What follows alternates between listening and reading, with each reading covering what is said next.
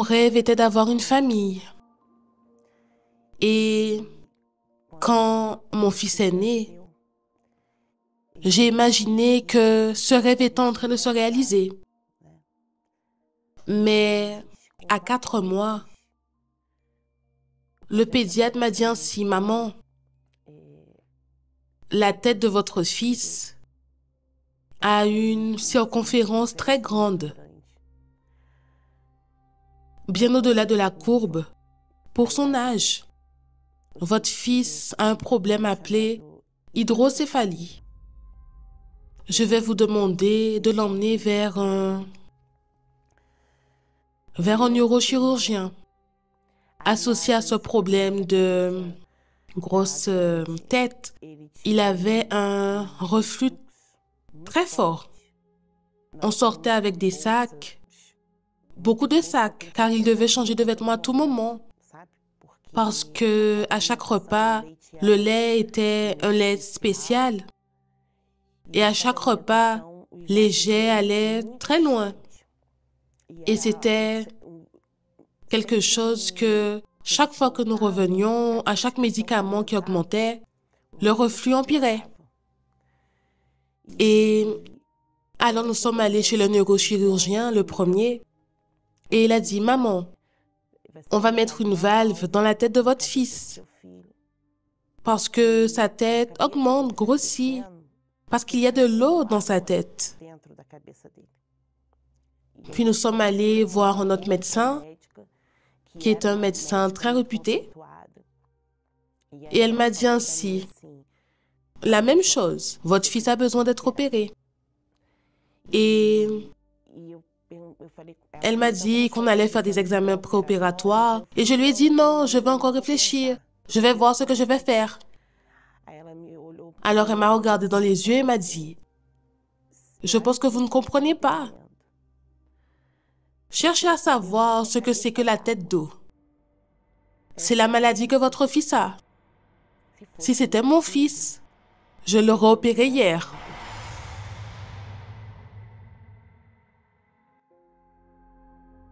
Je n'ai pas accepté, car on connaissait déjà Dieu.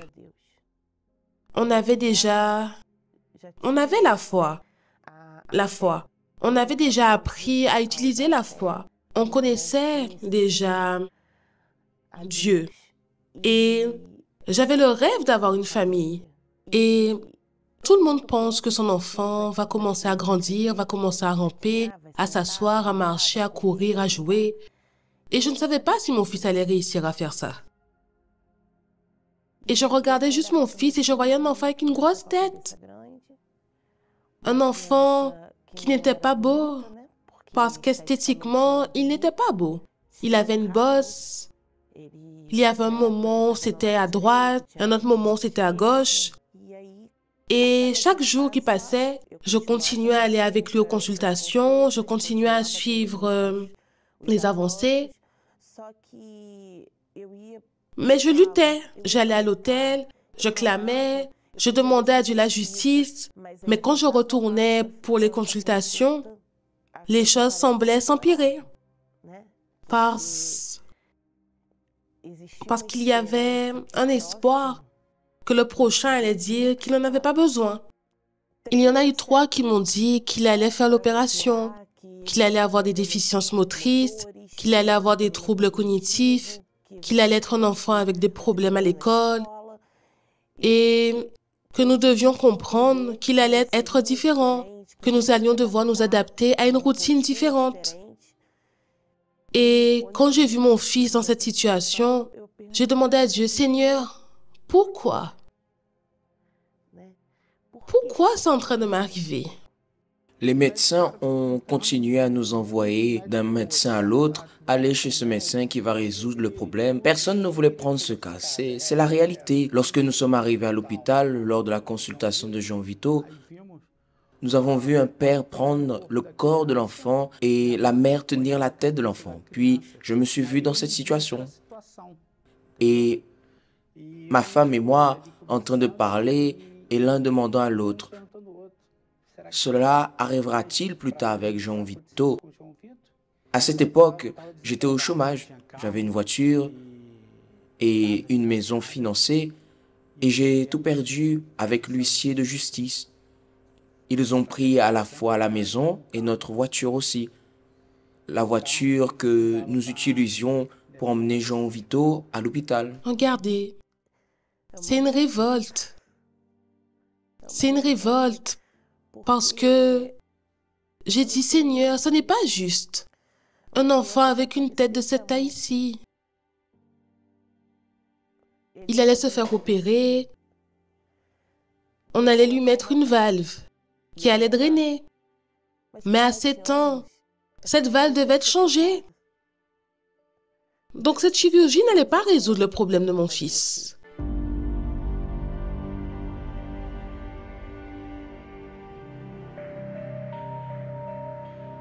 Et le temps est passé petit à petit et les difficultés sont arrivées. Il n'arrivait pas à s'asseoir, il n'arrivait pas à ramper. Dans le scanner, son cerveau n'apparaissait pas. Il était noir, tout était noir. Parce que c'était de l'eau. J'obéissais à ce que les médecins disaient de faire. Mais à l'intérieur de moi, je me retournais pour clamer à Dieu. Je disais, Seigneur, jusqu'à quand je vais rester ici? Combien de temps je vais vivre cette situation? Combien de temps je vais rester avec mon fils ici toute la journée? Parce que nous sommes restés jusqu'à la fin de la journée à attendre le conseil médical. Parce qu'il ne s'agissait pas seulement d'y aller, de consulter. Il devait passer par le conseil médical pour pouvoir dire s'ils opéraient ou non. C'était toujours la même histoire. On n'opère pas. Quand nous nous sommes fatigués d'entendre toujours la même chose, je suis allée chercher la justice avec celui qui pouvait juger ma cause. Et j'ai dit, Seigneur, ce n'est pas juste que nous perdions des jours de travail, des jours de congé à l'intérieur d'un hôpital toute la journée. De sortir de là avec la même réponse avec laquelle je suis partie hier, avant-hier. Et qu'il n'y ait pas de changement. Je me suis mise devant Dieu. J'ai ouvert la parole. Et Dieu m'a montré cela. Qu'il est fidèle. Et qu'il accomplit ce qu'il promet. Il a promis.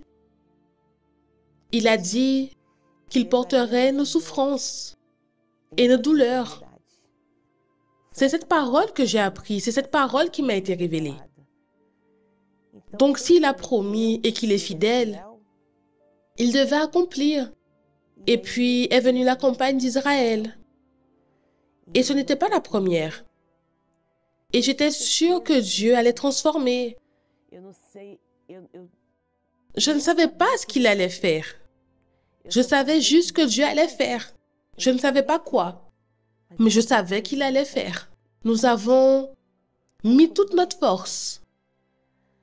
Notre cause allait être jugée. Dieu allait donner la sentence finale, dans la certitude, une fois de plus, qu'il allait accomplir ce qu'il a promis. Je suis montée sur l'autel et j'ai remis mon bébé à Dieu. J'ai dit, Seigneur, c'est ce que tu détermines. Vous étiez là, prêt même à perdre votre fils. Oui. Je suis venue à la source. Je ne suis pas ici à attendre un soulagement, un remède. Je vais directement à celui qui peut m'aider. Je sais que ce n'est que le Seigneur.